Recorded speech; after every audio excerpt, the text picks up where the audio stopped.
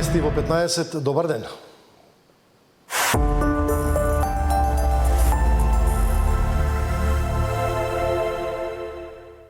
Синоќа на полноќ заврши изборната кампања и почна изборниот молк за вториот круг од локалните избори, што треба да се спроведат утре.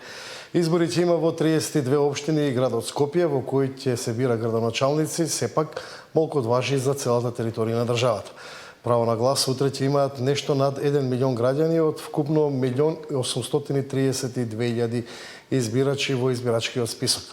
Избирачкиот материјал со изводите од списоците и гласачките ливчиња се дистрибуирани уште во четвртокот. Денеска ден пред гласањето правото на глас го остваруваат болните, изнемоштените лица, како и лицата што се на издржување казна, затвор или притвор. Според податоците на Државната изборна комисија за овој круг на изборите гласаат 4.826 болни и немоќни, како 1.256 затвореници. И тоа дома преку мобилните тимови на општинските изборни комисии во установите за вонсемејна грижа или пак во казнено-поправните домови. ОДДИК информираат дека гласањето е почнато навреме, утринава во 7 часот и се одвива непречено и без проблеми. Резултатите од денешното гласање се соопштуваат заедно со резултатите од утрешното гласање.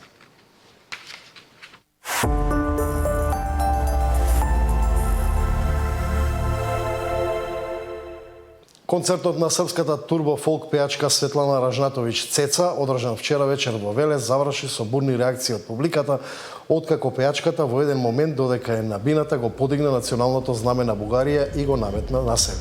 Потегот предизвика бурни реакции од публиката, која веднаш почна да ја испиркува пејачката.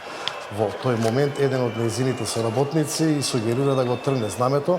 Според видеото објавени на социјалните мрежи, пејачката во прв момент изгледа збунето, а подоцна се обидува да ја смири публиката. По инцидентот на набината го подигне македонското знаме.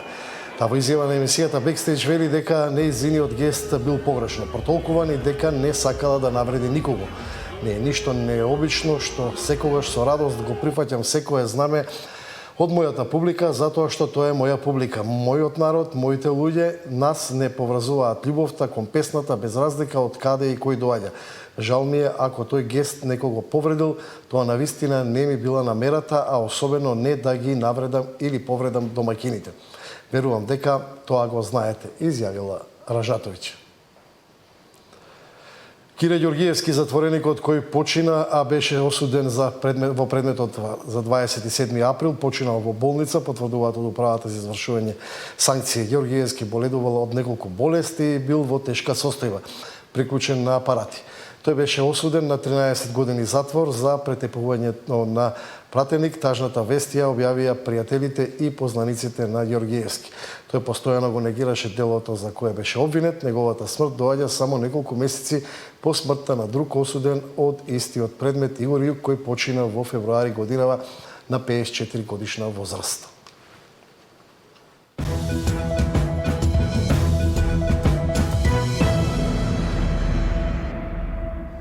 Расте бројот на лица со мозочни удари. Статистиката покажува дека се повеќе млади се соочуваат со овој проблем. Расте бројот на лица кои доживеале мозочен удар. Најмладиот пациент на одделот за неврологија во Штипска клиничка болница е на 30 годишна возраст. Најризични се мажите и лицата со семејна историја на болести. Главна причина се високиот крвен притисок, шеќерот и масите во крвта, пушењето и алкохолот, но постојат и други ризик фактори. Денешниот животен стил многу придонесува за појава на мозочен удар. Самата физичка неактивност, стресот и начинот на исхрана исто така го зголемува ризикот за појава на мозочен удар. Постојат ризик фактори за појава на мозочен удар, од кои што некои можеме да ги промениме, тоа се модифицирачки, меѓутоа некои не.